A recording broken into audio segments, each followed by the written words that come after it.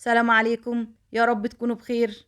النهاردة هنعمل الفراخ المحشية رز، ولو ما شفتيش الطريقة ديك هيفوتك كتير. يلا تعالي كده نكوني غاسلة الفراخ ومصفياها كويس، واخدة الكبد والقوانص بتاعتها مقطعاها. وهنجيب كده حلة بمعلقة زبدة على معلقة زيت، وهنشوح فيها القوانص كده زي ما انت شايفة. هنجيب الكبد بعد كده وننزل بيها. يلا اديها تقليبة حلوة مع رشة من الفلفل الاسود، واديها تقليبة كده كويسة. هنكون مجهزين بصلتين حلوين كده متقطعين وننزل بيهم، رشة كزبرة، وهنجهز معلقة الهريسة اللي هننزل بيها، قرن فلفل حار، وبتدي الرز طعم حلو. هنا رز مصري غسلينه ومصفيينه، عود قرفة، رشة من السبع بهارات، وادي الملح بتاعنا، ودي مرقة فورية، ولو مش حباها تقدري تستغني عنها. معلقتين كبار من الصويا صوص، بتدي لون وبتدي طعم حلو. هتكوني مجهزة المية كده وهننزل بيها، وتزودي الرز نص تزويدة. بمعنى احنا مش عايزين الرز سوا كامل، احنا عايزينه نص سوا. هنا هنحط كده زي ما انتوا شايفين كمون معانا، ومعانا رشة من السبع بهارات، ومعانا ملح وفلفل اسود.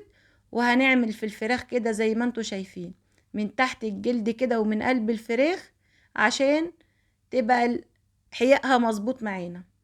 هنجيب كده من الرز، هناخد منه شوية كده عشان نحشي بيهم الفراخ، والباقي هنخليه يكمل سوا. يلا كده هتحشي الفراخ كده كويس زي ما انتي شايفة، ومن تحت الجلد كده. حاولي بقى تفردي الرز كويس، وما تكبسيش الرز قوي علشان ما يعجنش معاكي، يفضل الرز مفلفل معاكي وحلو.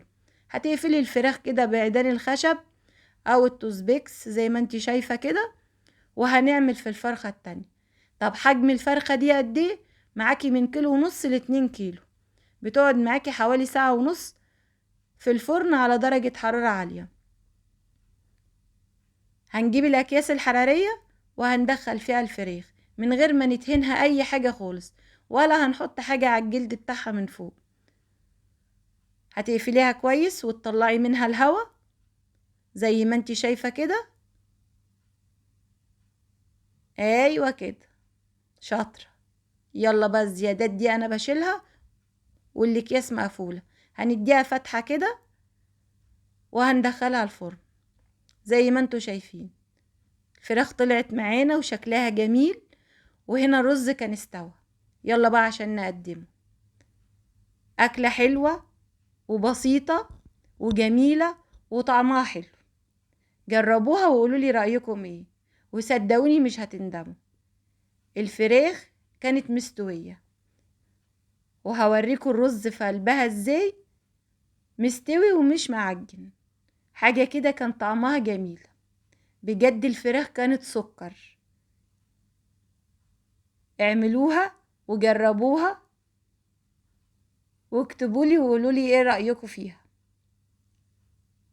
هي دي كانت أكلتي ووصفتي النهاردة. يا رب تكون نالت إعجابكم، واشوفكم على خير في أكلة جديدة ووصفة جديدة. والسلام عليكم ورحمة الله وبركاته.